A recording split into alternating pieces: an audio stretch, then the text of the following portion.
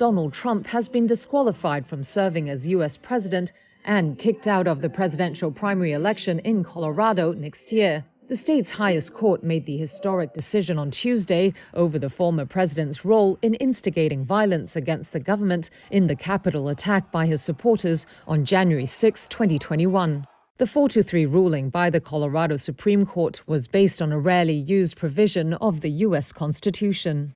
Section 3 of the 14th Amendment bars officials who have engaged in insurrection from holding office. Trump is now the first presidential candidate in history to be disqualified from the White House under that rule. The majority justices acknowledged the judgment was uncharted territory, but said, quote, "We do not reach these conclusions lightly." Trump's campaign said they will appeal the ruling at the U.S. Supreme Court, calling it flawed and undemocratic, while Trump accused the Democrats of election interference at a campaign rally in Iowa. Crooked Joe Biden and the far-left lunatics are desperate to stop us by any means necessary. They are willing to violate the U.S. Constitution at levels never seen before in order to win this election.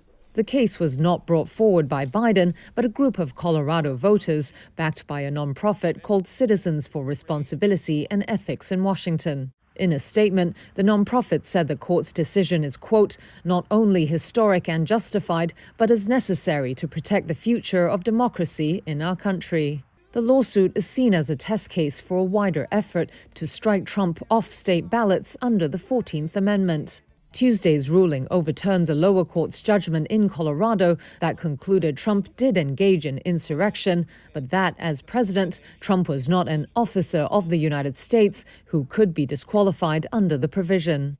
It now sets the stage for the U.S. Supreme Court to potentially consider whether he's eligible across all 50 states to serve as president again. Half of the judges that make up the top court's conservative majority are Trump appointees.